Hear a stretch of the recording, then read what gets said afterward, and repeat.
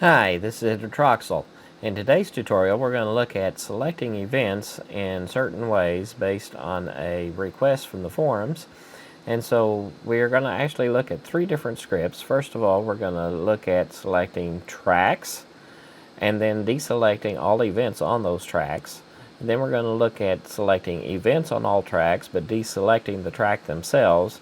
And then we're going to look at selecting all events on selected tracks.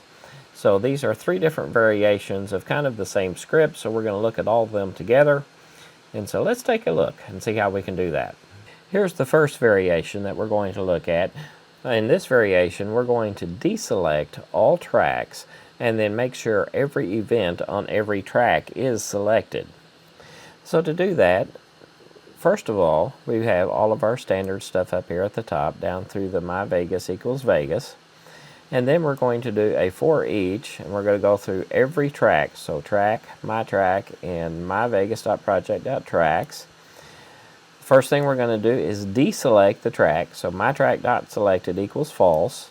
But now we need to go through every event on the track. So for each track event in mytrack.events, we're going to set event.selected equals to true. So this will deselect all tracks and select all events. Let's run it and see what happens. For one track selected, one event selected, so we'll run the script. And now, no tracks are selected, and every event that we can see on the timeline is selected. So now let's modify it for the second version. The modification for the second version is really very simple. We're going to change this false to true. That means it is going to select every track. And then as it goes through the events on the timeline, we're going to deselect them. So we're going to change this to false. That's it. Those are the only changes. So now let's save this and run it again. Now, every track has been selected and every event on the timeline is now deselected. So our final modification, I'm going to select just a couple of tracks here. So I've got two tracks selected, and when we run the final version, we want all the events on those tracks selected, but none of the events on the other tracks selected. So we'll just randomly select a few events, and then let me select these two tracks again. And so I've selected the two middle tracks. So let's make this final modification to the script. For this modification, we don't want to change the track selection, so we'll get rid of this line altogether. And then what we want to do is, if the track is selected, we want the event to be selected. So the very simple way to do that is event.selected equals mytrack.selected. Simple change, just one little line. Let's save this and run it again.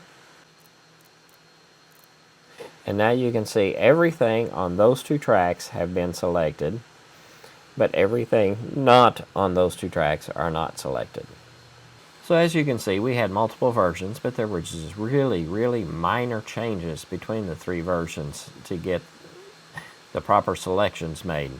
And this has been using the same set of for each loops that we've been using for the past couple of scripts. So this is just a very useful way to see how we can take a previous script, modify it, and make some very simple changes to change how even this one script works multiple ways.